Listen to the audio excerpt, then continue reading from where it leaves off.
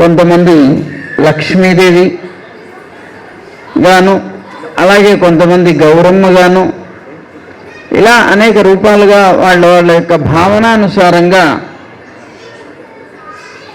పుష్పాలని ఏర్పాటు చేసి ఆరాధన చేయటం అనేటువంటిది ఒక అందమైనటువంటి ప్రక్రియ చేస్తూ వస్తుంటారు. దేనికైనా ప్రధానమైనటువంటిది అమ్మ.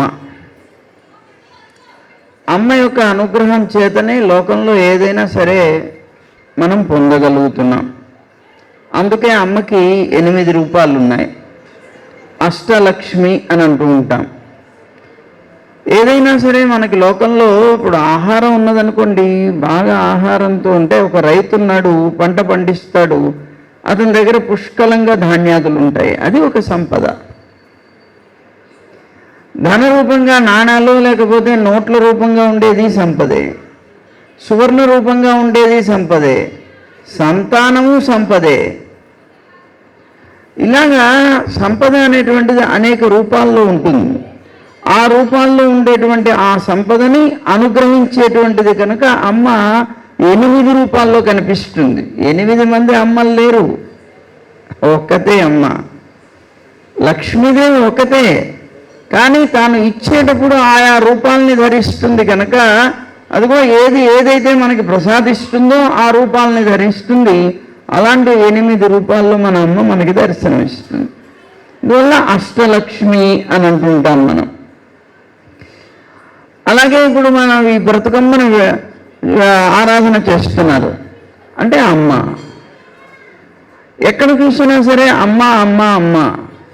అమ్మ లేకపోతే లోకం లేదు. అమ్మ యొక్క అనుగ్రహం లేకపోతే జీవుడికి గతి లేదు. ఇప్పుడు చూడండి, లోకంలో పిల్లలందరూ తల్లి లేకపోతే అనాథలైపోతుంది. తండ్రితో కోపం తెచ్చుకొని దూరం అవ్వగలడేమో కానీ పిల్లవాడు తల్లిని మాత్రం దూరం చేసుకునేటువంటి ప్రయత్నం చేయడు, ఎంత కఠినుడైనప్పటికీ కూడా.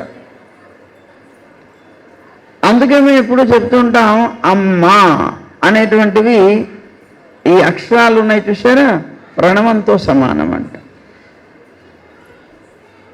ఆ ప్రణవంలో కూడా 3 అక్షరాలు ఉన్నాయి, అకారం, ఉకారం, మకారం.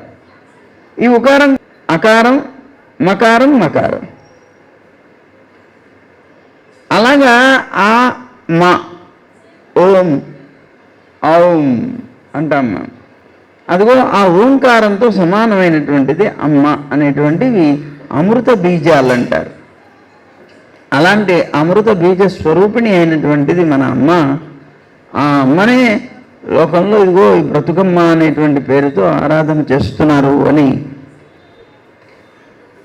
ఇదిగో ఈవేళ నుంచి ప్రారంభం చేసుకొని 9 రోజుల పాటు, అందులో ప్రధానంగా ఈవేళ చివరి రోజు చాలా వైభవంగా అందరూ కూడా ఆరాధన చేస్తారు. అలాగే మధ్యలో ఉండేటువంటి రోజులు కూడా ఆరాధన చేసినా అంత ఎక్కువ వైభవంగా జరగదేమో అని అనిపిస్తుంది, కానీ జరుపుతూ ఉంటారు. ఇలాగ జరిగేటువంటి కార్యక్రమం అమ్మ అనేటువంటి శబ్దానికి ఇచ్చేటువంటి ఒక గౌరవంగా మేము భావిస్తూ అలా చేసేటువంటి వాళ్ళందరికీ కూడా అనేక మంగళాశాసనాలు చేస్తున్నాం. అమ్మ యొక్క పరిపూర్ణమైనటువంటి కటాక్షం అందరికీ కూడా పరిపూర్ణంగా అందాలి స్వామి యొక్క అనుగ్రహంతో అని మేము పరిమళను ప్రార్థిస్తూ జై గోవింద.